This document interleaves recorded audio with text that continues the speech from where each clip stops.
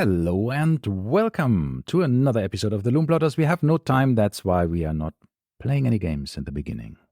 Yes, no time at all. We're in an absolute huge rush. So shocking new developments. I mean, I think in the last episode or the last before last, whatever it was, we have mentioned that Alan Taylor Johnson, or what's his name? Yes. Right? Might be the new James Bond based on the ambassadorship that he got from Omega.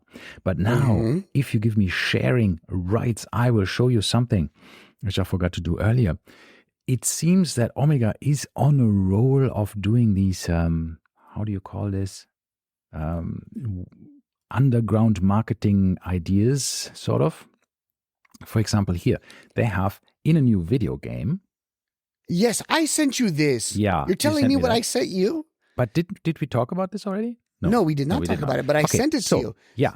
Let's tell our But this guy is not the listeners. James Bond in the video game. We have to also specify that. Yes, it's not Aaron Taylor. It is a nondescript person that doesn't look like any actor. No. The voice is done by the guy who, if for those of you that are Dexter fans, there was Dexter Resurrection, which was a new series. Yeah. The main character in Dexter Resurrection was, let me see what his name was. Jack Alcott. Okay. If I'm not mistaken. Was it Jack Alcott? I don't know. No, maybe it was not Resurrection. Sorry, Resurrection's a new one coming. Right. Then what was the previous show? Dexter something. Original Sin. Sorry, my apologies. Resurrection comes out this July. I'm looking forward to it. Yeah, and that is with the original actor. Yes, with the original. So the new one was Patrick Gibson, who played young Dexter. Okay. And this young Dexter, this Patrick Gibson guy, apparently is voicing, and it looks just like the James Bond character in the movie, or in the video game, sorry. And he's also voicing this. Okay. And in this came a random watch. Not random, right? It's a dark gray. I thought we talked about this, did we not? We never did. No, but you and I talked about it. It looks like a titanium version. It does. It looks like a titanium. Yes. Omega 300 meters. I would hazard a guess that it might not even be titanium, that it could be ceramic. Because if you look at the pushers on it, they are black. They're clearly black. Yeah, that could be ceramic, or yeah, that could be.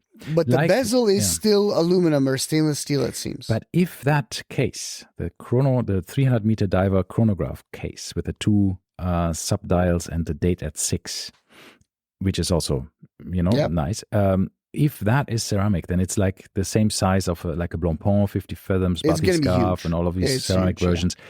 It's going to be expensive. That will be a watch that will be very expensive. Yes. It does look very cool. I like the look of it. And I think that the 300-meter diver is in any case a underappreciated watch. I mean, this is a watch, it looks like it has screw-down pushers, but it doesn't. They're not screw-down pushers.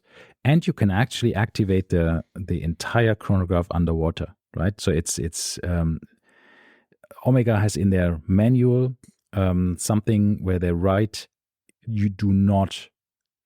please don't ever push chronograph pushers underwater, except on the 300-meter diver chronograph. There you can. Okay. Because they have by the way, even G-Shock says you cannot push buttons underwater. Correct. Did you know that? The official Omega says, this one, 300-meter diver chronograph, stop your heart out underwater. Yeah, I would shit my pants a little bit, I'm sure. No, but they can. So that's good. So this is a cool watch. I think it looks nice. It has this cool NATO strap, which I think is not. If you see how he handles this, it's a 2-piece strap. It's not under the case. So it's probably because the watch is already going to be like 17 millimeters thick. Yeah. So putting another NATO strap under that would kill the thickness of that watch. Which is one of the things that I think Omega can fix. I mean, Tudor got it under control, right? The thickness to a certain extent. They get slimmer and slimmer over the years with the new movements. And Omega is on it for such a long time. Man, please, you can do it. You can do it. Just shave off 1 or 2 millimeters. It makes such a difference. Right? I think it's still going to be so huge. We'll talk about this in a little bit if we're done with this. Because Yeah. I have some Omega news as well. Some Omega. Okay. After this bombshell is out of the way, what are you wearing? Yeah. So as I mentioned last time, couple weeks ago now, I bought a few things. One was the Grand Seiko, which I don't know if I was wearing it or not. No, I think you got the delivery while we were recording. Oh yes, it was delivered while we were recording. That's correct. And then I also bought a Hamilton khaki, which I think I was wearing that one. You mentioned that, yeah. And then I bought the OEM bracelet for my Black Bay 54. Yes. And I've been wearing the bejesus out of this. And I just don't know why. Because if you recall, I had this. I had the same watch. I had the same bracelet before. And for some reason, now that my Submariner is gone, I don't feel like I'm cheating on it wearing something else. You're free. It kind of is that, right? Yeah. But you know, sometimes watches are in your collection at the wrong time. You know, I just feel like, because now that I have bought back a watch like the Panerai, and I'm so excited and wearing it all the time, thinking that's so weird, but it is sometimes like that. You just and then sometimes you just appreciate them more. Yeah. Having them back could be that as well. So I don't know, but I do love it. I re-downloaded the freaking watch track app thing, the wrist track. I paid for it again because it couldn't find my previous purchase. Really? Oh. Yeah. So I said, you know what? I'll pay for it again. I don't care. It was $3. But nonetheless, I am tracking for about a week now. Mm-hmm.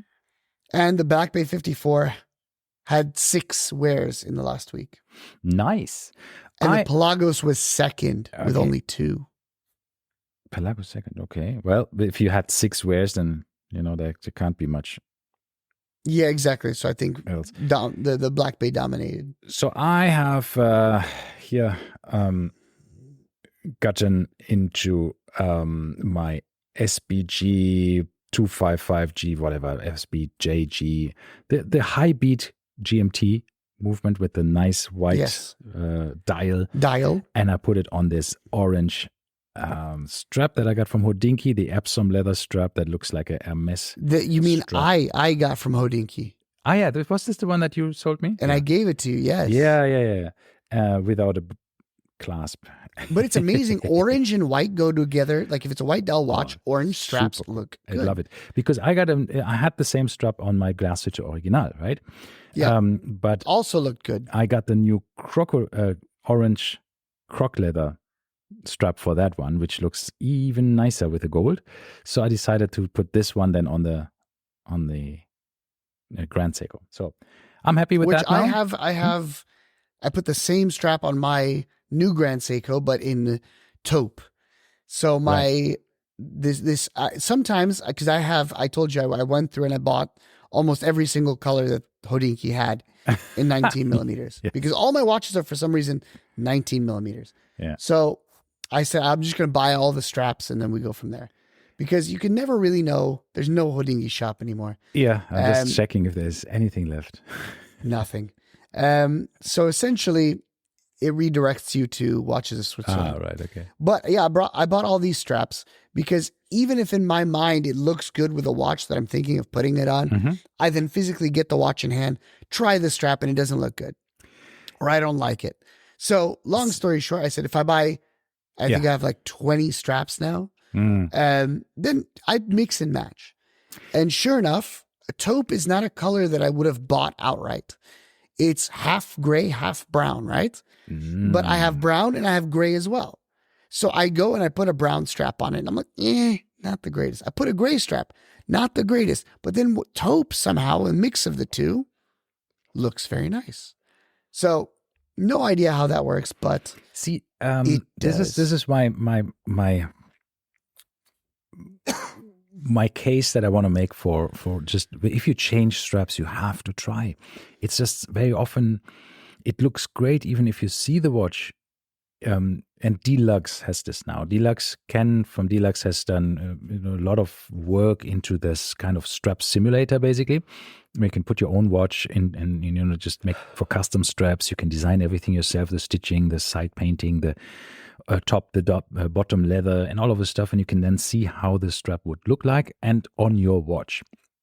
And this helps a lot already. This is amazing. But they still have managed to open a boutique. Deluxe now has a strap boutique in the Raffles Hotel in Singapore, right? They have a couple of shops there.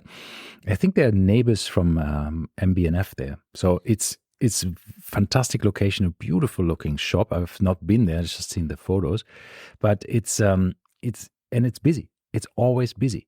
And people just love the idea of actually going in. And he shared some of the stories that he had a person or three, father, mother, daughter. Yeah, you sent this to me. You sent this. Go in the shop, and then just the mother wanted a new strap for her watch, and the father's with a Rolex said like, "Oh no, I'm not changing my Rolex to anything else than a bracelet." And then they just looked around, and the father went out with 2 new straps for his Rolex. So this is when you try it, and what we don't realize sometimes is our skin tone and how that will look on our wrist.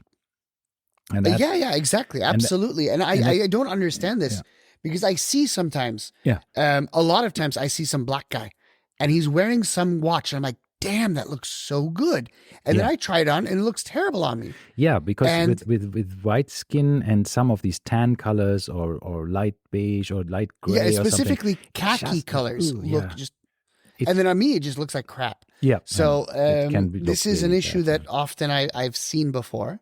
Not to mention even the colors of metals, I've been told, can look different. So my wife was going out, and we were at Omega many, many years ago, and she was buying a Constellation.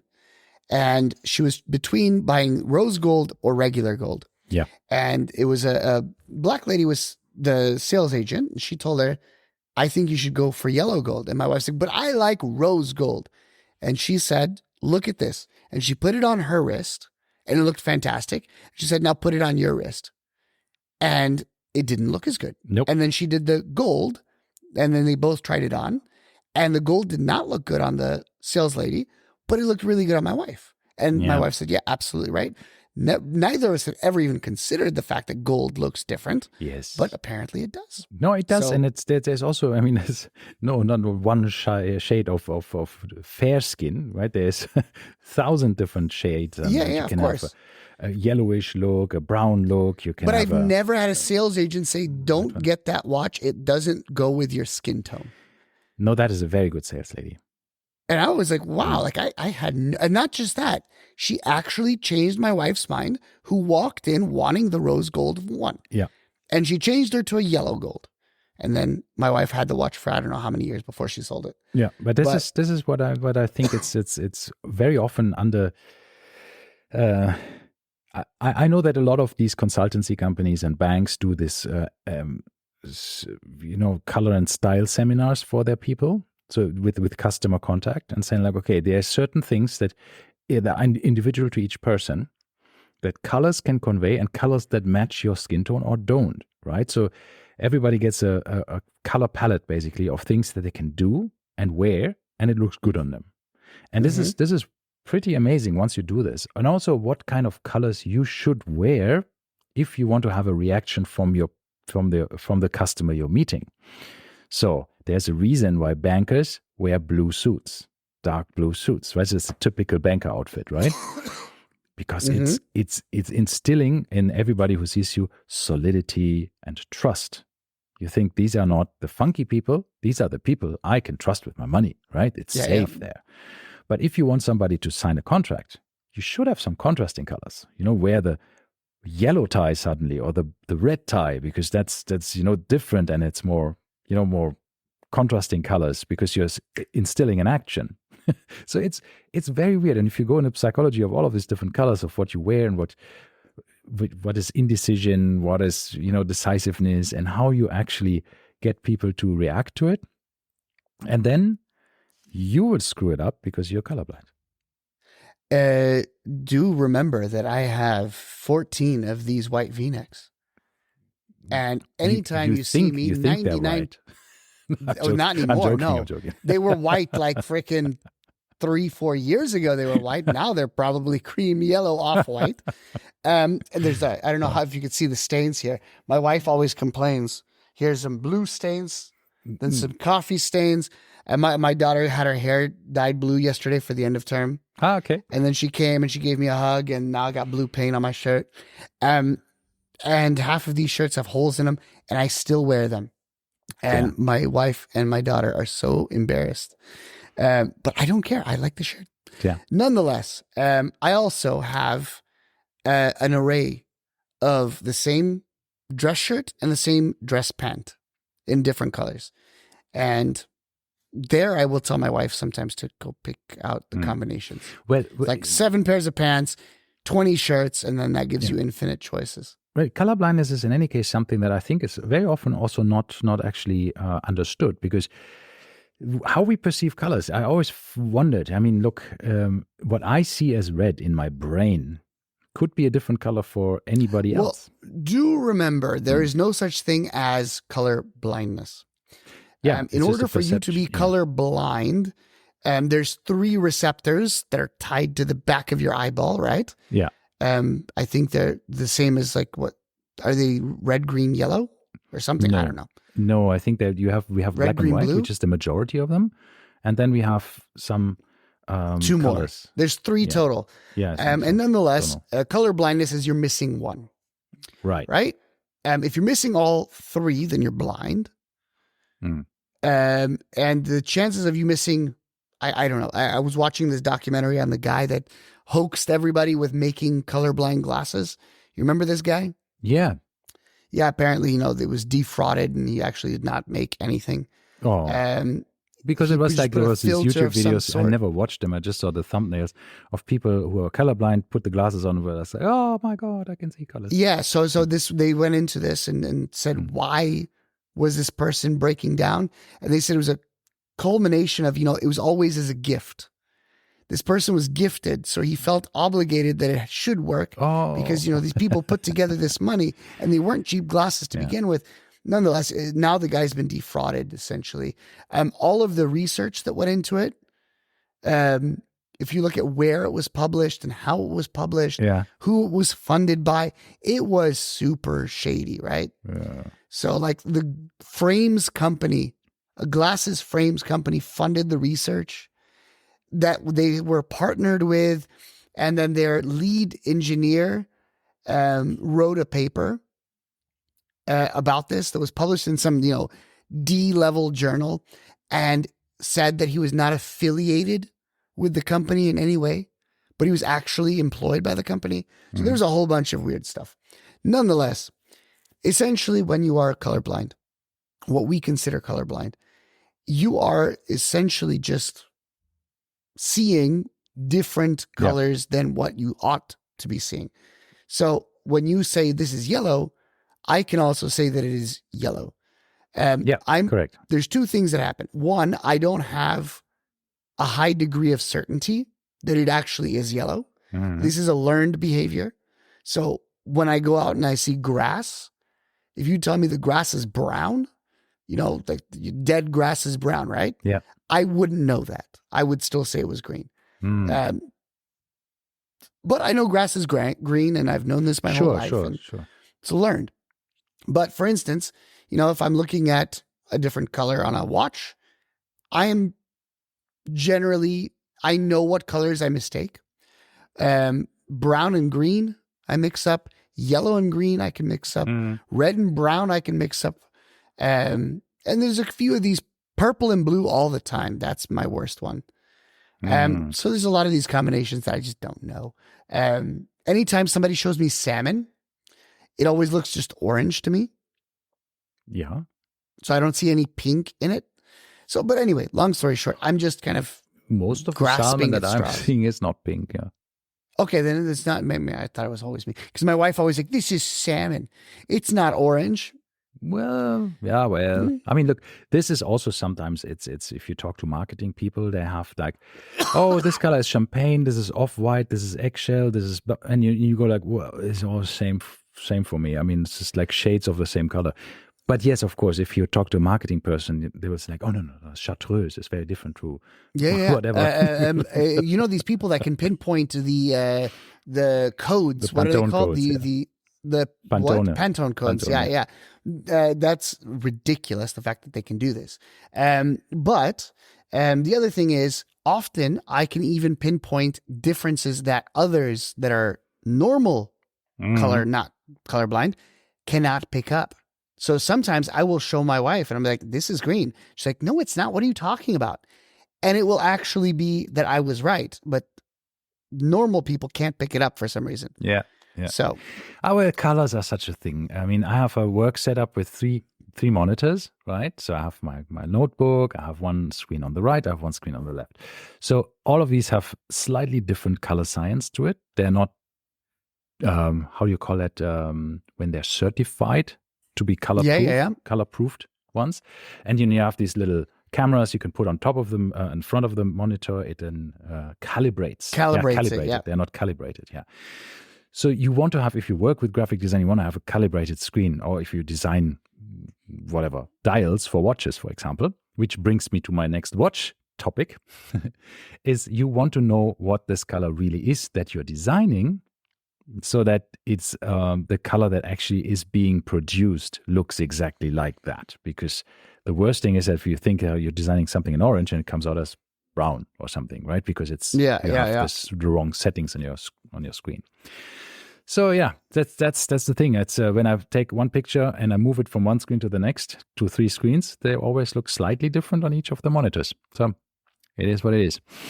I could probably spend some time to do this and just calibrate them properly. But then for me, for spreadsheets and Teams calls and other things, I don't need it, right? So. Anyway, yeah, exactly. So the thing is here for watch-related content is coming. Alarm. We are back to watches.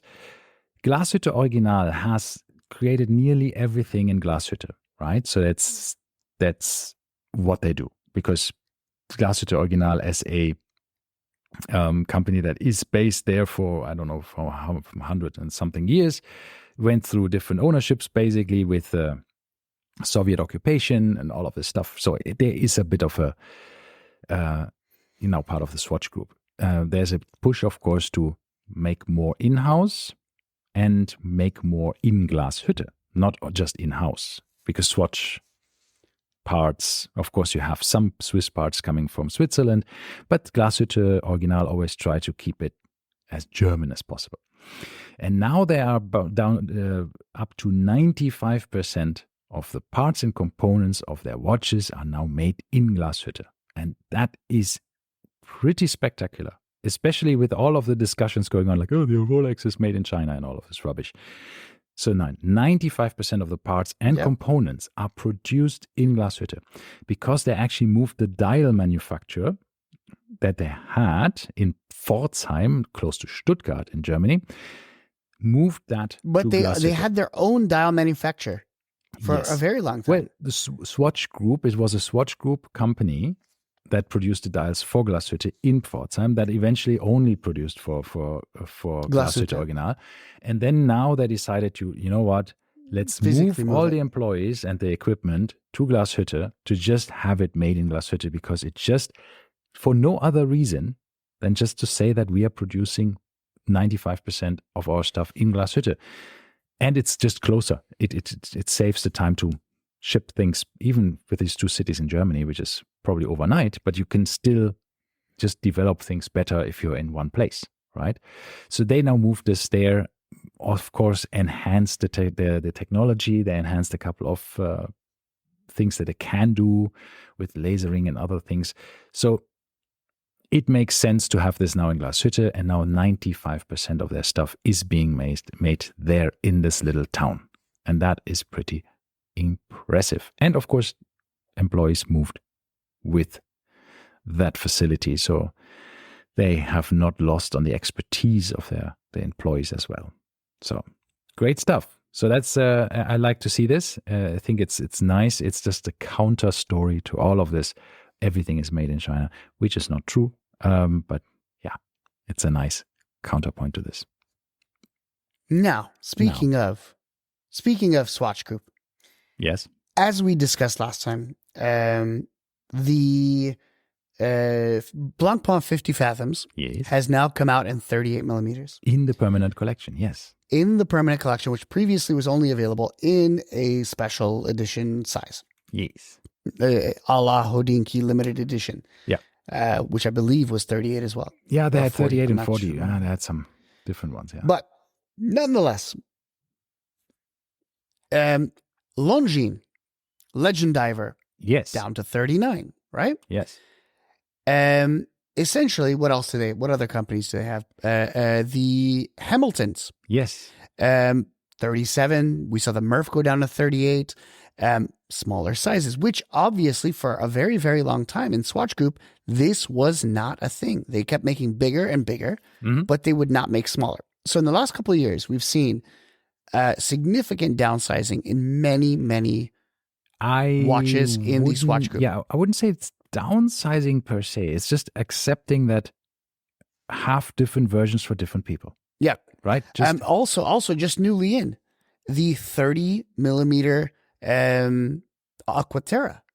Yes. Did you see about this that one? That came out of nowhere, Aquaterra. right? It's 30 millimeter. That's new. I mean, I think they had, what did they have before? They had 26 and then they had...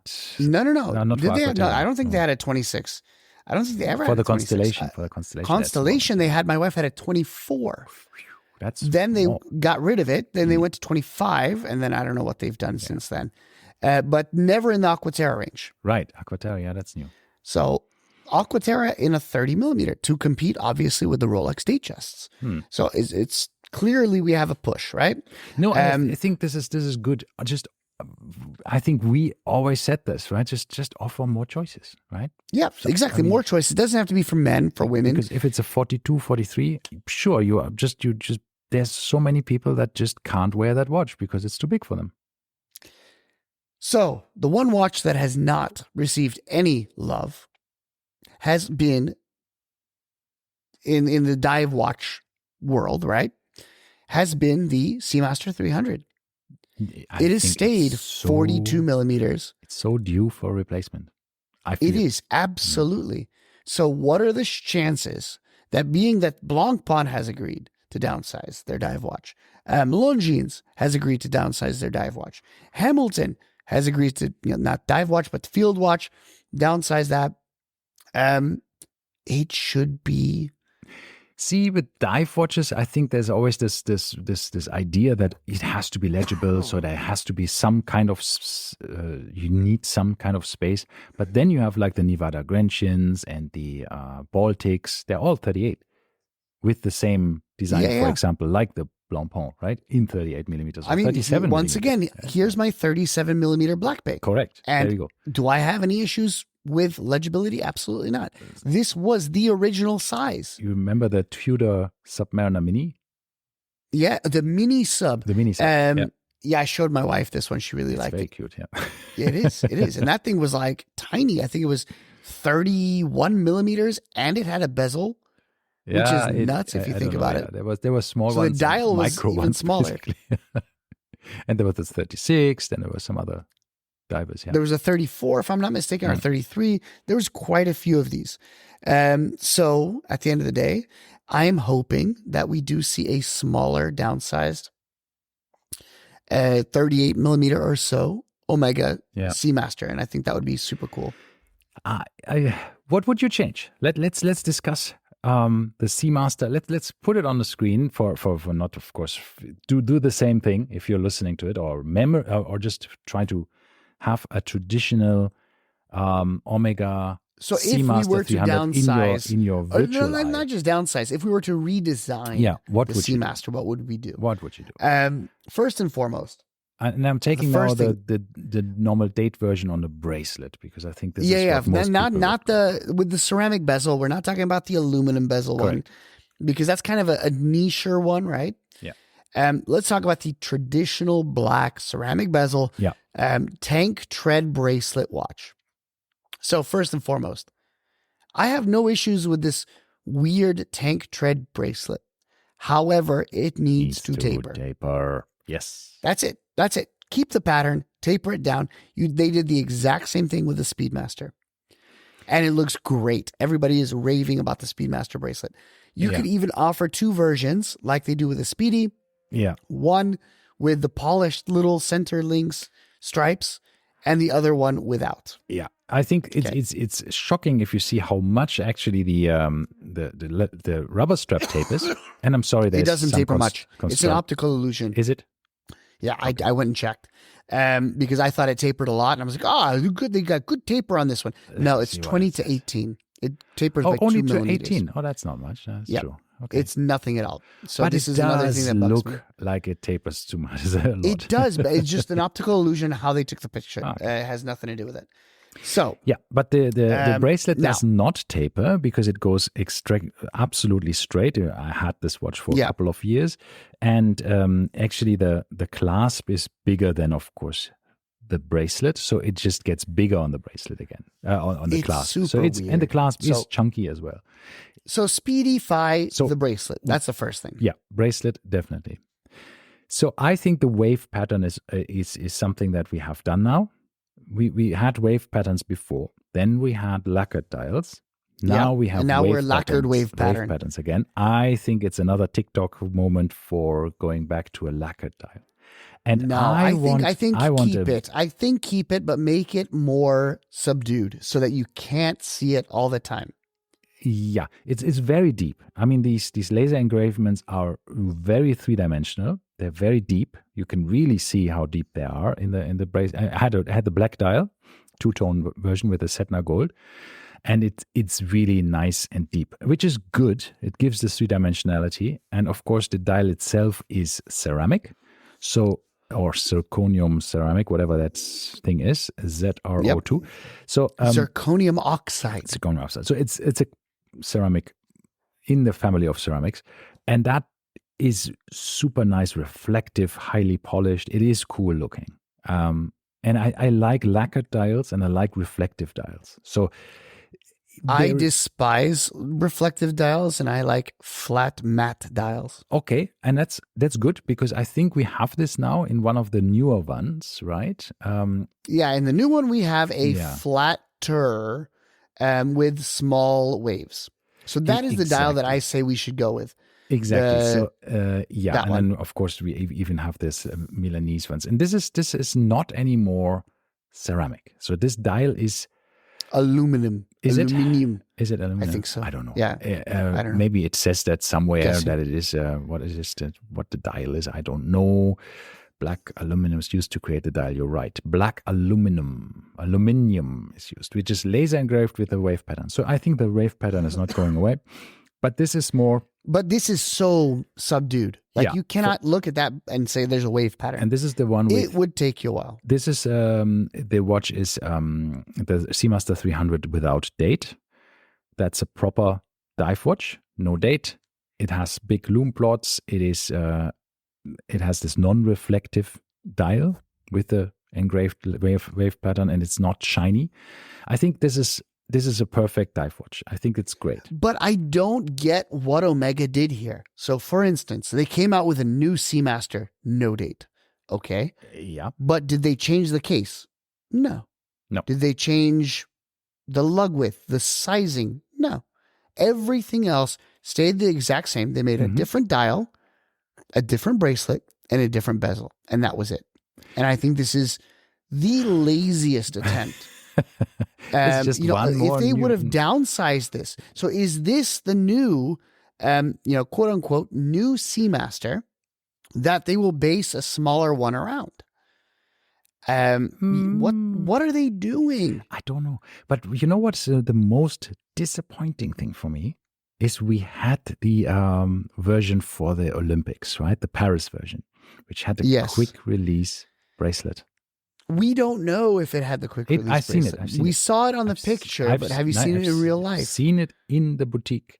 I had it on my wrist, okay. And I used this button. It's not as easy as I thought it would be, and I was struggling a bit to get the bracelet off on this exam of that piece. Maybe that's one of the reasons why it's not being rolled out to everything. But even with this new version, the 300, the no date version, there is no quick release bracelet or strap. And that's sad because the button one is in the bracelet itself. So you can actually do this, when you push the button, the spring bar squeezes together, and then you can pull it out. And so that means you have the technology in the bracelet, so you can actually put it onto every new watch as well. You just have to release a new bracelet. And I find this great. I think this is the way forward. What I don't understand with this one is why the no-date version is so much more expensive if you don't have a ceramic dial. Don't have a ceramic bezel. Don't have it. Sorry? Don't have a date function. You don't have a date. You just, there's so much of savings, and the savings are not passed on to you. In the opposite, you are asked to pay more for less. And that's why I think, weird, just because it's new. And that's what I don't like. And then it's the Omega Seamaster Superleggera. Yeah. You save weight and but what pay more they for have it. done, and that's this is by the way, this is exactly what Lamborghini, Ferrari, Porsche used to do. We will remove the radio for you at a cost. The Weissach package for yes, yeah, for exactly. Porsche. So give us money, we take out things. For 30,000 euros, we will save you 15 kilos. So yeah, and then you sit into it with your big belly. Yeah, that was worth it. Exactly. And then this is here. The new clasp with it as well is quite with nice the rubber bracelet. The rubber bracelet did not have a clasp before. No, now it has was a pin clasp. buckle. Yeah. Yeah. But anyhow, this is maybe why I love the dial. Yeah. What I never warmed up to 100% is the hands. I know Omega fans will crucify me for this, but the sword hands. Is it sword hands? The sword hands. Yeah, with a cutout in the middle. Yes. I'm not the biggest fan. I don't know why. This was the one thing that always tiny bit bugged me when I owned the watch. I don't know. I like it because no one else does this. Yeah. I like it when people do something different. True. And the scalloped bezel edge, for instance, is different. It's clearly unique. The 10 o'clock, helium escape. Yeah. It's clearly unique to Omega, as are these sword hands. And I think that's why it's cool. I think it's a nice dive watch. It has these big numbers, the 10, the 50, 40, 30, 20. It has the hollowed out triangle, right, with the pip inside. It just is a nice watch. There's no question about it. It's a lovely dive watch. It is the one watch collection, same as the Submariner. It's lovely. It's not too tall from its measurements, so you can actually wear it quite nicely. It might not be as it's 13.8 millimeter like this watch. I think the Submariner is 12. 50 millimeters lug to lug. 50. That's gargantuan. How is the how much is the Rolex Submariner? How tall is that? It's 12, right? I think it's pretty 12. Yeah. So 2 millimeters is quite a lot on a watch. So yeah, I think they could do a bit better there. The bezel, well, people will say if you really need to use a bezel underwater, you wouldn't use this one with the indents, this very soft indents. It is not as easy to turn like a knurled one with proper knurling on it, with the teeth that actually you can grip better. But hey, it's nobody really uses it for diving anyways. But still, now once again, going back to this lug to lug, 49.7, 50 millimeters is big. That's the same as a Pelagos, a full fat Pelagos. The sub is 48. And the sub is 41 millimeters in diameter. It makes no sense. It just, something isn't right here. The proportions also. This has a 20 millimeter strap, lug width.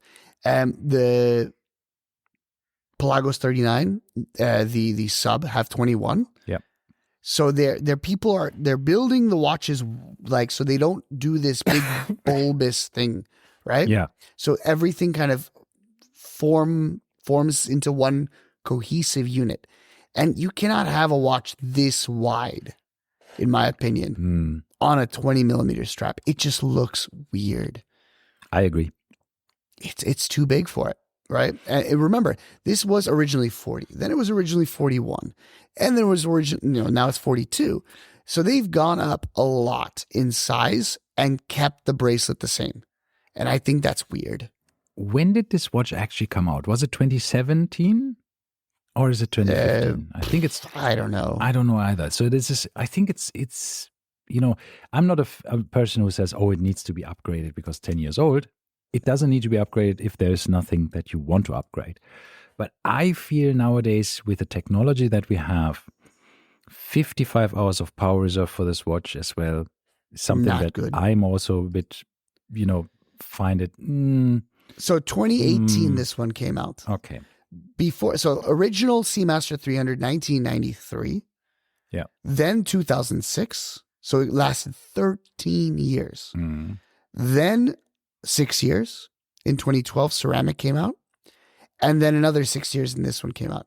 And now this one's been out for another 7 years. Yeah. But if you see this one, and this is one of my next questions, if you see this watch in person and you hold it in your hands and you see the ceramic and the nice lume plots, the applied markers and all of this stuff, it oozes quality. It really looks very special and it feels very special in your hand. You really feel the quality of it. It was undervalued, I think, for a while. But now with the price increases, I'm not so sure anymore, right? For the standard watches, if they're still so undervalued, because there was a lot of push-up market, right? Everything got more expensive. So, yeah. And of course, the movement, as we mentioned before, while it is a nice METAS certified movement, so is a Tudor for less money, and you have a higher power reserve, and you have a probably even stricter setting for the time as well, even though they're all master chronometers.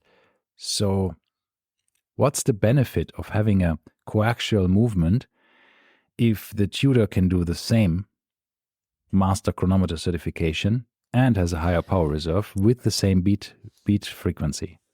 So why do you have it? What does it give me? And I think that the Pelagos is, or the Black Bay for that matter, is a direct competitor to this. The prices are almost identical. Yeah, I think Tudor gets into Omega territory. Omega tries to stay in Rolex territory, but I think it falls back. There's a problem. It's like a three but here's tiers the thing. now. We have, every time I've Tudor, handled Omega, and Rolex. Yeah, but every time I've handled a Tudor, I do think that Tudor is one step below the Omega Seamaster.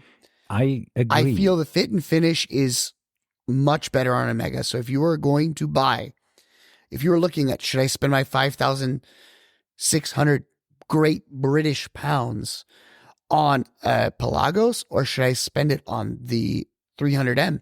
The 300M is the better watch, undeniably, in terms of fit and finish. Quality feel. However, yes, for sure. Yeah. If you want an out-and-out tool watch, something that isn't blingy, something that is you could beat to hell, something that is physically better, then of course the Tudor is going to win that because it's better movement. Mm-hmm. It's going to be titanium. It's going to be a 500 meter water resistance as opposed to 300. So it's better in a lot of different ways. Yeah, but who knows? Yeah, I agree. And remember, the Tudor, the Pelagos that I'm comparing this to, the full Pelagos, has been out since 2012. Yeah, but so even 2012 didn't have the in-house movement, I think, right? Yeah, 15 it had in-house. Yeah. So and this came out 2018. Yeah. So kind of shitty for Omega. Kind of shitty. The thing is with Omega is as well, if you look at the prices that you can get a pre-owned Omega for, then you think, same price as a new Tudor, or even below a new Tudor, you can get a No. I think I've seen these all day for around 12,000 dirhams. Yeah, so that's when you feel like doesn't make any sense. Why wouldn't you? Yeah, correct. Why wouldn't you? Yeah. Unless you personally, I just don't like it. That's my issue. It's too big. It's too 42, for your wrist jet. Shiny. I get a lot of issues with it. Yeah. Hence why I wouldn't. But if it was the right size, then I would have to make a decision. Yeah, I agree with that. So I think what we would change, I would change the hands. I would try something new with the hands. I do like in general you could go back design. to the broad arrows. The broad arrows were exactly. always good. The broad arrows are cool. I would love that. I would love a more uniform. I'm a fan of the lacquered dials that they had before. They had a version with a smooth dial. I like this. I don't know why, but I like this. So that would be something that, for me, I would like that. At least there's an option, because you have so many options in the Seamaster collection, right? So why not offer? Yeah, except dials? for like none of the options are actually good. Like, would you like a sheety one or a sheetier one? You can have one in titanium and bronze mix. And yeah, who the hell give me a pure titanium one? But see, this okay, but this then you dial can has- only get it in 44 millimeters. But this dial has no pattern. I mean, it has a pattern, but it's grainy, but it's no wave pattern, right? They had that tectonic or tecton, or necton, Necton, yes, the necton version. It still is. Wherever that is. I don't know if it's. That's not it. No, that's not it. They still have the Necton version. Also, they have the black. Necton there's the edition. necton, that ugly one. It's super cool in every way. Yeah. And then they put this hideous bezel on it. Why? Why? It's like a Yachtmaster competitor, It right? is. It is. I don't know. It's like when they said like, okay, let's take the Rolex Yachtmaster with the red accents and the gray dial, and then just make it. And is it a platinum dial as well? No, not, I right? think it's titanium. Yeah, let me see. It's titanium bezel. Is it? Okay. Makes total sense. It says blah blah black ceramic. They have a laser ablated black ceramic dial, but it's matte finished. See that? This is also And a it's bezel cool, in yeah. grade 5. So let's take the material that scratches the easiest and put it on the bezel, the place where you're going to get the most scratches. Isn't that funny? Genius. Thank you, Omega, for your. Like, I have no idea what they think. And then and then they don't do a transparent case back, but they put this. What is it called? Naiad lock in it. Naiad lock is a cool technology, so that means that the screw back, the back of the watch will always align. Right, that's the technology of the Naiad lock, and they have this in Blancpain watches. They have this in some Omegas. Really nice, but it's just like, why put this in the Necton submarine? You can just turn the, your watch if you want to see the case back. You could just kind of turn it a little bit. It doesn't make much sense. Really, but in this case, because you have an engraving in it and you want it to look nice when you turn the watch around, because that's the star of the show, is actually the Necton submarine medallion on the back of the watch. Listen, I have a solid case back on my Speedmaster. It is not straight. I don't care. Yeah, some people care, some people don't. But it's then it's there's cool another technology. even better. You need to even innovate. Better one that I like. You need to innovate. Look at the Speedmaster all blackout version. Yeah, I've seen this recently in some of the auctions or so it was. And I thought. And it's a really cool looking watch. I think it's black ceramic, wherever it may be, right there. The black. And they're like, oh, look at this super stealthy, all black. Everything is black. 43.5 millimeters only. Yeah, because. So you took a big watch, you made it even bigger for no reason. And then. That's it. I do feel there is a reason. You know what the reason is? Do you think ceramic, they can't make it that small? They can, but the problem with ceramic is, in this case, I think there is let me see the technical data of how heavy this watch is, 114 grams. Let me compare this to a normal steel version. Technical data here. On the same rubber strap, by the way. 9 grams. So ceramic is lighter than steel. Right, we know this. Okay. But it's only 5 grams heavier, the black version, because it's bigger, and this is the big thing, they probably have a metal case around the movement that then fits into the ceramic case. There's a little extra part that makes everything a bit bigger. Because when you burn, what is it called? You bake? Do you call it baking? No, you burn. Yeah, you burn it in the furnace, right? The ceramic. Bake it. It shrinks. Yeah, in German we say burn, but yeah, basically you're baking it. in English. And so you shrink the ceramic a bit because during this process it shrinks. You need to be very precise of what you do before baking it because it becomes smaller. And then you have the tolerances that need to fit. So that's why most of the ceramic watches have a metal inside that can adjust a bit before actually, like a movement holder, right? But super tight. Okay. But is that an excuse to make this so big? No. Yeah, because definitely you need a 52 better. millimeter lug to lug for a watch that is already huge. My problem is that I wish that the hands would be a bit more legible. So what about Chanel, who's making small ceramic watches? Yeah, of course they can. It's possible. It's not a secret. They just don't know how to do it. And then you have this beautiful tantalum Setna gold Hold on, titanium. pause. What's this one on the right here? Go. This one? Left. This one. On the gray NATO, or black striped NATO. Yes. This is just a normal ceramic version, but not black. With yes. So it's a ceramic case. And I recently saw this one, I think, on an auction as well, and I thought, ooh, that is actually pretty nice. It's a good looking watch. I think the price. Then you was saw the size. High. Yeah, the price was high. 43.5 millimeters again. Also, the ceramic version with Setna gold looks beautiful, I think. Also, another fun fact for you. Omega is too lazy to make odd-sized NATO straps. So, really, if you're looking at their NATO strap collections, they say that if you have a 19 mil, you should put a 20 on it. And if you have a 21 mil, you should put 22. So they only make 20 mil and 22 mil. And they call it 21 to 22 and 19 to 20 millimeter straps. Which is ridiculous. Not good. No, I mean, how much would it cost you to pump out an extra rubber, an extra NATO strap? Yeah, here we have an example. These wonderful and very small 44 millimeter Seamaster Diver 300 meters in pure Setna gold. This is the chrono version. Notice once again the black pushers, just like we talked about. Yeah, but this is not a ceramic version. It's a full. No, it's not a ceramic. Version. So, but the pushers, I'm guessing, are, which then means I'm guessing the Bond one will be titanium, but retain the ceramic pushers. Let's see what it says here. Chronograph model is... The pushers are polished black ceramic. See, there you go. Okay, yeah. It's ceramic pushers. Are they always ceramic?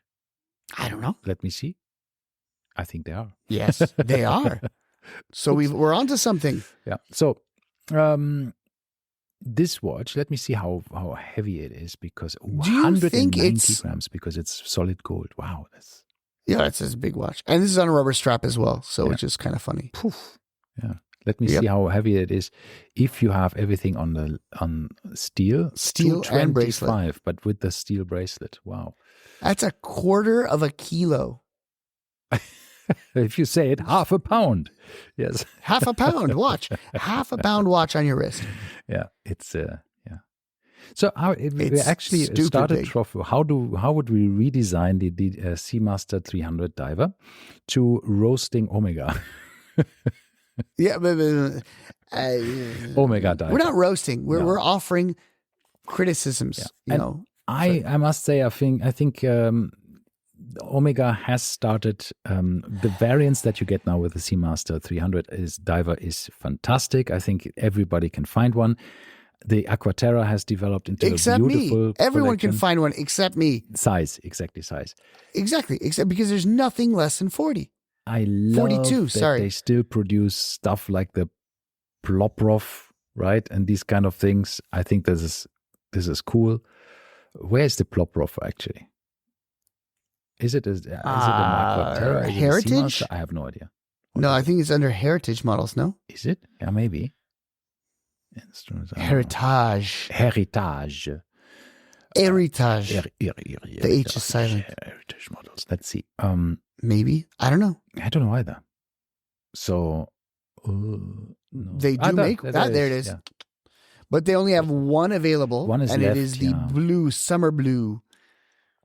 They took away the titanium. I think it's heads up. Just that it's called mega steel.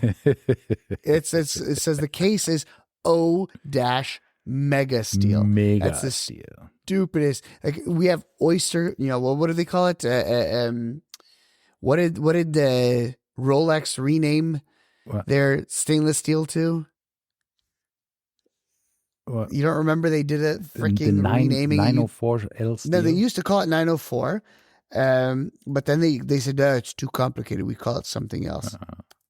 So they renamed it. Isn't an oyster steel? No, it's not. It is now called oyster steel. Yeah, oyster steel. That's what I thought. Yeah, oyster steel. And it's, it's very important that every metal alloy that you bring out has to have a marketing name. Oyster steel, Rolesor, Omega steel. You had Rolesor, then you have something for the, what's this other stuff that you have, or Omega with their Omega steel. And this is, what is the steel? So stupid. Does it say here anywhere what it is? It must be somewhere. Wait a second here. It must be Omega steel is a high performance stainless steel alloy. Yeah. Through pressure electroslag remelting process. So there you go. Super high purity. It has a strength and hardness that is 40 to 50% higher than conventional steel. Yeah. Why is it a range? See, well, you don't know. You're guessing it's somewhere around there. Yeah. I mean, that's 10% is a pretty big range when we're talking about something that should be fairly small. Small differences. See, I think it's let's go into the semantics. It says here, as well as a superior strength and a hardness. So maybe it is the strength is one thing and the hardness is another thing. It is. Maybe. But who knows? One is 40, one is 50. Tim also said this in one of the recent episodes of his stuff, that nothing beats the tegimented stuff. It's the tegimented steel from Zinn, where you can just not scratch it. It's just amazing of how much hardness you can get into that stuff if you use this tegimenting process that they use to just have a surface hardening. Correct. Stuff. Yeah, it is very cool. And in addition, I learned something new. Did you know that when Breitling was having some problems in the financial department, Zinn came along and bought the rights to the Navitimer? Yes. They sold the Navitimer. I had no idea. You didn't know that? And then Zinn can sell a 1-to-1 Navitimer, with the only difference being it says Zinn on the dial instead of Breitling. And I think that's super cool. Yeah, it's they still produce it. It's very nice. Of course, it has a different movement. They're using a different movement, of course. They're using a ETA-based movement, or now it's Salida, but. They I think it's super cool. I love Zinn. I just need a Zinn back in my life at some stage. But I had no idea they did this. Yeah, they don't talk about it. This isn't something that's advertised. Yeah, see, Zinn also made watches for who did they produce? Was it Porsche design? I think so. Well, right? The one you just scrolled past looked exactly like a Porsche design. So they made watches for them. I wouldn't be surprised. They made watches for others. There's a lot of stuff that they produce for other companies. I'm just trying to find this bloody Navitimer because it's still in their program and they still sell it. It's a very, very bad website. You just got to scroll through everything. You don't have to. You can go to the categories. There it is. There it is. You just passed it. Yeah. Left. There we have one. The 903 navigation chronograph. Yeah. It's a Celita SW500, if I'm not mistaken. Even the date window is in the same position. Everything is identical. Do they talk about the movement? 60 hours fully wound, column wheel, blah, blah, blah. So what is it? Mechanical movement here. It is based on the La Jouperet L110. Oh, yeah, I forgot. It is an LGP. Yes, I forgot about that. Yeah, and 3,250 euros. It's a good price for basically the same watch. And you probably have the more traditional version of the Navitimer. In this case, I think it's also what's the case size? We are talking about some nice case size here. The case size is, I think it's 42. 41. Yeah, 41. So it's nice. It's nice. So if you want a cheaper version, it is a 1-to-1. Yeah, I like it. I mean, It's, of course, It's cool. It's not for a person who wants a clean dial because there's a lot of stuff going on. Slide rule. It is, but that's same as the regular. Yeah, But we're talking 3,200 euros, which is about half of what a Navitimer costs, if 100%. not less than half. 100%. Talking about the new Breitling, because I need to talk about it because it's important. We have Kelly Slater. The Kelly Slater is one of these versions. Isn't he like 70 years old now? I have no idea, to be honest. He just doesn't die. He just. So we have a 40. We have a typical Breitling special. It's in the Breitling. He's 53. Breitling does it right. He's your age. They are. I'm 12. Yes. I'm feeling like 12, behaving like 12. So we have the new Super Ocean Heritage with a new Breitling in-house sort of manufacturer movement, the B31, which they made. Does it come from the Tudor factory? No, this comes from the AMT factory. So there's no Kinesi involvement in this? No, this one is not made with Kinesi. This one is made with AMT. AMT is the custom movement range from Celita. So they have co-developed it or co-designed it, more something in this range. You know, when I just don't know why. But I saw this as well, and they talked about it, and I just think to myself, it's a three-hand movement. Who cares? Right? It's not like you had a crap movement. You were using the Tudor movement, which is a great movement. Yeah, but see, I think what they wanted to do is an exclusive movement, and it's Breitling, as George Kern said, they now people who buy a watch for this amount of money expect something more unique, and especially not a chronometer specified ETA movement that has 38 hours of power reserve, because that's why you had the Tudor movement. Yeah, that's true. Yeah. Anyhow, they have now produced this one. It is bit thinner, I guess. It's a bit smaller, so it allows them a bit more, other things. It's, of course, chronometer certified.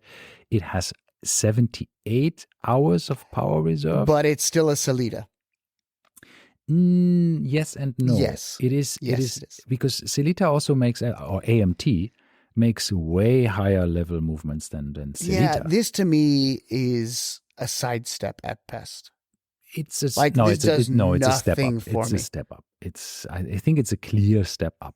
I would say that from the original ETA But if you were movement. buying this watch, would you care whether it was a Tudor movement or this? No, if it's a Tudor movement or this, I wouldn't care because it's both Exactly. are good. Both have a 5-year warranty, and yeah. But I think this is it's a fantastic movement. Kudos to Breitling to finally put it in. I expected it to be a fully self-developed movement. I didn't think that they would do. I would, and that in my opinion would have been a step up. Yeah. But because they didn't do that, I think it's a sidestep. Yeah. I would have thought that they would take this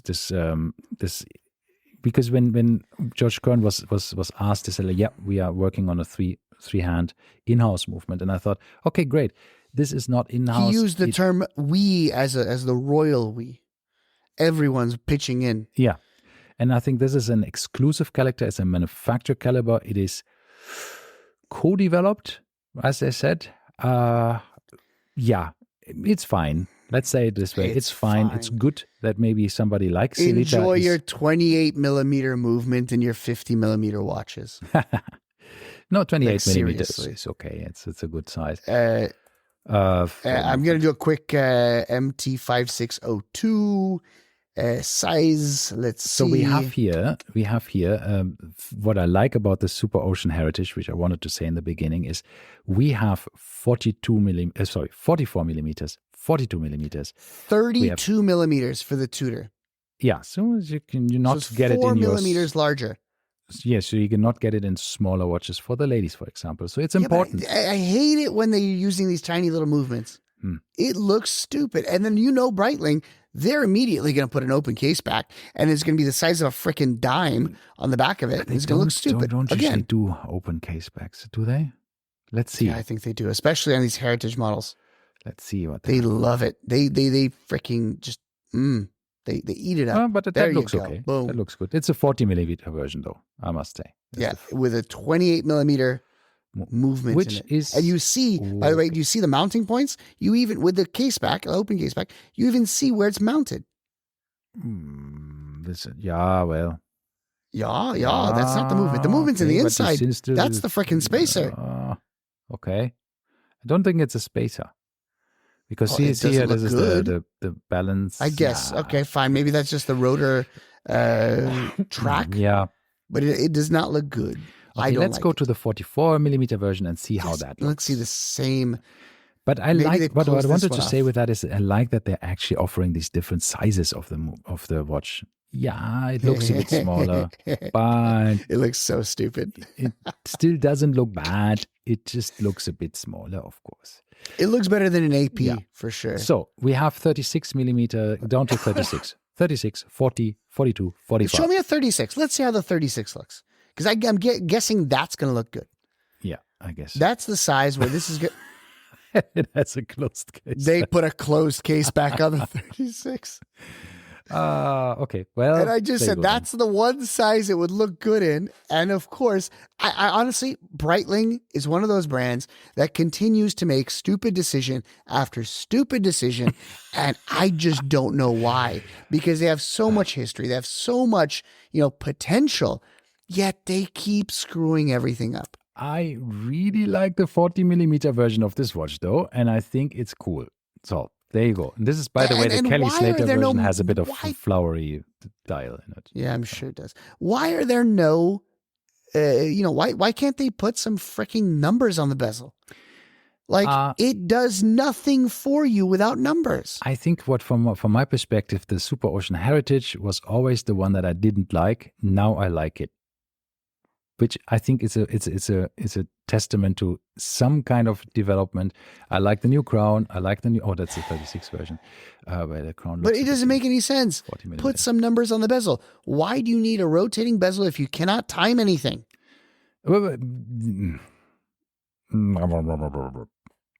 It's not. Yeah, you can still time it, but it doesn't have. It doesn't 5, have numbers 10, 15, on the dial 20, either, 25, so 30, 35. How can you tell the time if there's no numbers on the dial? Yeah, but the thing is, you can't look at this and guess. You know what I mean? With a watch, the watch doesn't change, but the whole point of a rotating bezel is you set it up, right? So if I take it and I set it up to my hour hand, I look up and I say, okay, it's been 15 minutes. With this, I'd have to go 5, 10, 15. Yeah. Or however many lines there are, right? You do have to do that. Which defeats the purpose.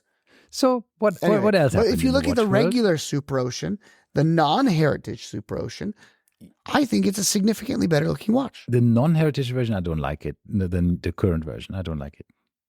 It's not mine. I think it looks much like the old ones. I just don't like the lollipop hand or whatever that's called. This thing. I don't mind it. It's not a great looking watch by any means.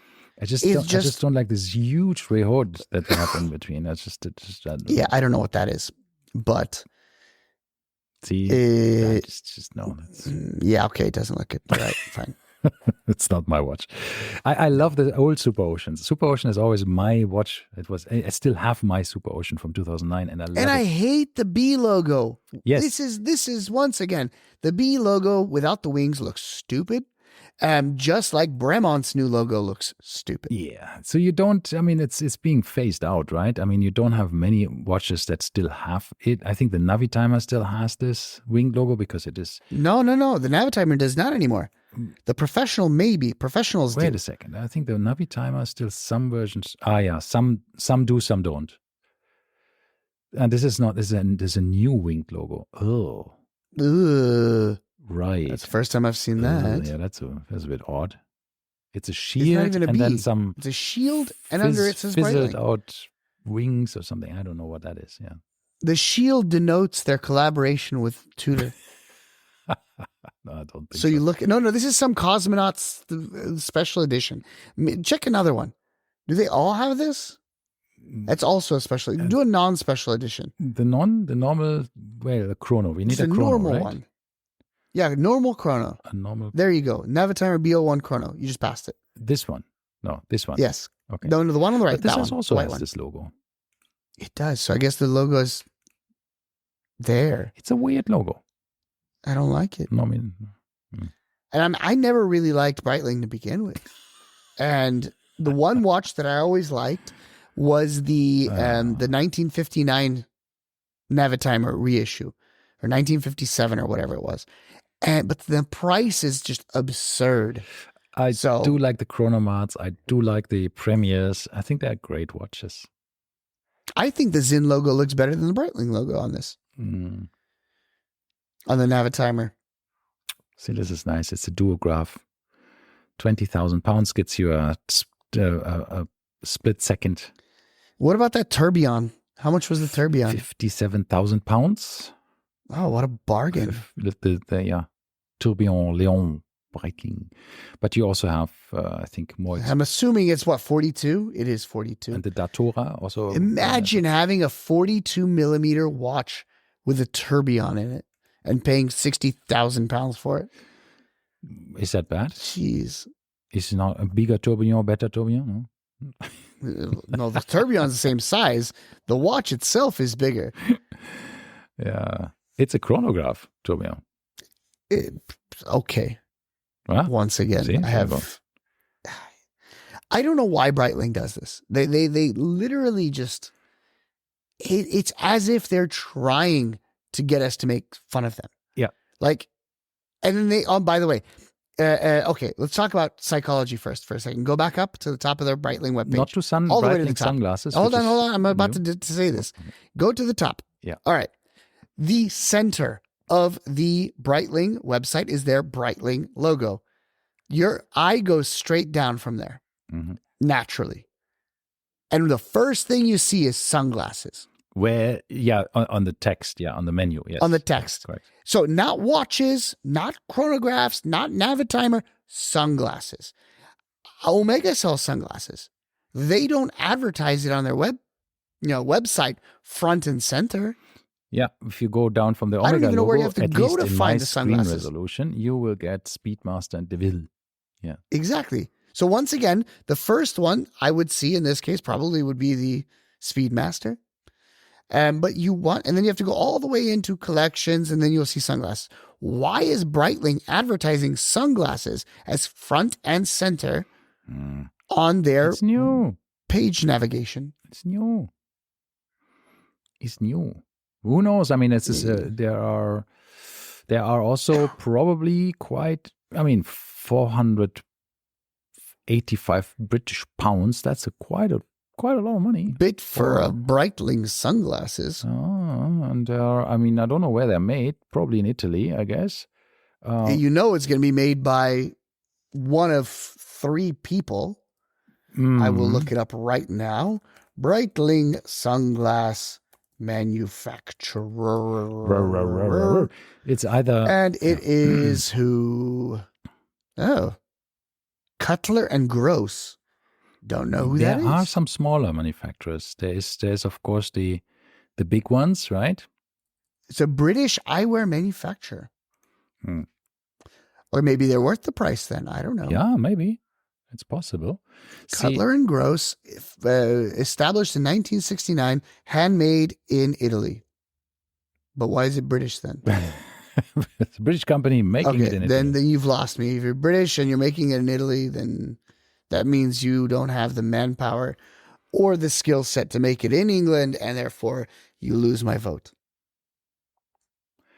So there's Luxottica, there's, what is it, Safilo Group, Derico. The big one is Luxottica, which owns 90% of everything. Who is the one that makes like the Chopard glasses? That is not Luxottica. Who manufactures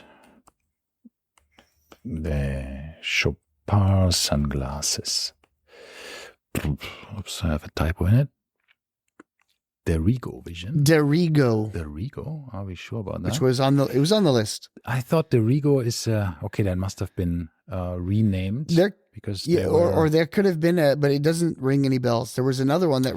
Yeah, but they had a different name before. Yes, this is, I don't know what the name was. Not Derigo.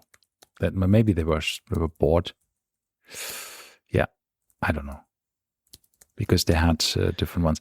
Because I have Chopard sunglasses and I really love them. The quality is fantastic. Yeah. And this is the Rigo. Luxottica, again, they can make any kind of quality as well. I mean, this is the crazy thing is this. No, the Rigo was always called the Rigo. Weird. The Rigo Vision SPA. So, and they had police glasses, apparently, was one of their original ones. Yeah, maybe they were made by somebody else before. I don't know. But it has size glasses in it, so that's nice. And I'm quite happy about all of this. But yeah, I like my Luxottica. I'm okay with them. Yeah, they're also very good. I mean, everybody can do good things, right? With these, but it's even strange within these conglomerates, the levels that you get, right? Oh, yeah. So, for instance, you look at Luxottica's two heavy hitters. One is going to be Persol, and the other one's going to be Ray-Ban, right? Yeah. And you just look at the manufacturing techniques used between those two brands. All Ray-Bans are injection molded, so you get that seam along the top. Meanwhile, the Persols are individually, whittled down from a single piece of whatever you call it. Yeah. Not plastic, but what's the word I'm looking for? Injection molded resin. Resin, yes. So they're doing the opposite of whittling away. If you look at Ralph Lauren, for instance, Ralph Lauren has glasses at every level. They have Purple Label up at the top with their Polo glasses at the bottom, and even within this one brand, you can see that they have multiple layers or levels of manufacturing. So kind of cool. Kind of cool. Why? Well, kind of cool. It is. I think it's neat. It's neat to look at. Then again, I just don't understand why some people spend, insane amounts of money on sunglasses that are modern. You know what I mean? My wife loves sunglasses, and then she ends up spending, I don't know, 4,000 dirhams on a pair of sunglasses.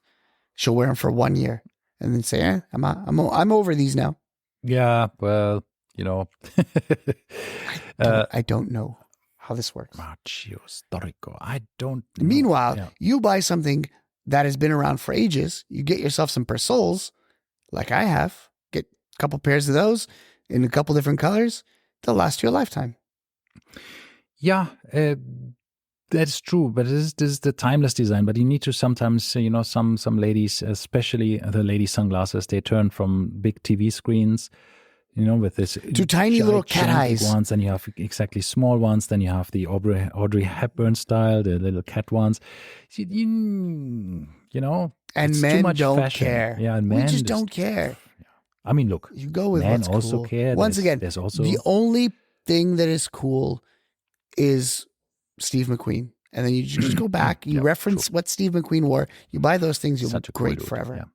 It was. I agree with that. So we have discussed sunglasses, Zinn, Breitling, Omega, and everything else in the world. So I think we are good. Well, the sunglasses were a tangent, a great tangent, but yes. But I didn't even know that Breitling does sunglasses, and now I'm apparently they do. I knew Omega made them. Yeah, but I was very excited and the only reason about I knew Omega when they launched them. I thought like, oh, that's cool. I could see myself wearing Omega sunglasses. Then I looked at some of them and I thought, okay, there are some interesting designs, but I don't think if they developed further with their sunglasses, I think they never did.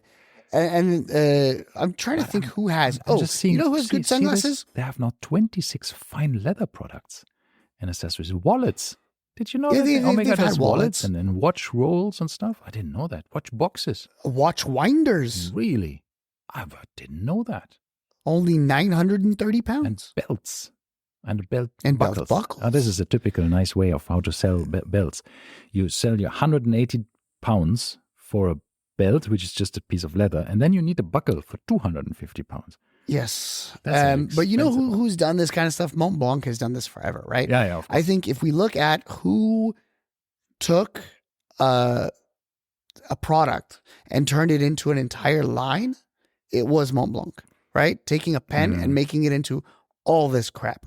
It's lifestyle Omega stuff, tried with sunglasses, but you know who else is also really good at this? And I think because you also want to maintain the consistency of your products or product qualities across your different lines. Cartier, they make some really good sunglasses, and they take, their watch style and they put it into the sunglasses. So, you can go and you can find a Cartier Santos sunglass, which I think is kind of cool. And you see the little screws around the bezel of the sunglass in the Cartier style. Yeah, I think that's what Omega tried to do as well, to but have they didn't some do well. watch-related things in their sunglasses, right? So you see certain, like a bezel knurling and other things there. Here's like this here. It just doesn't really translate that well. It doesn't. But they had the Constellation sunglasses for a while, and you could kind of see that one a little bit. But then, so what I want is a Ploprov sunglass. Yes, I would it'll wear be that. 70 millimeters big, with a big button that does nothing, but it's it locks exactly. It locks something. It locks the arms out. Yes, exactly what it's got. Two big orange buttons, spring-loaded, so that you can open and close. And you press the button and Perfect. they go ping. They go out. Take note, Omega. Yeah, that's it. Exactly. We need the Ploprov sunglasses. That would be cool. Okay. That would be very cool. Yeah. Anyway. Okay, that's it. That's it from us today. That's it. I think we've overstayed our welcome. Thanks for listening. In our own show. And yes. All right. We hear you next week. Yes. Bye-bye. Bye-bye.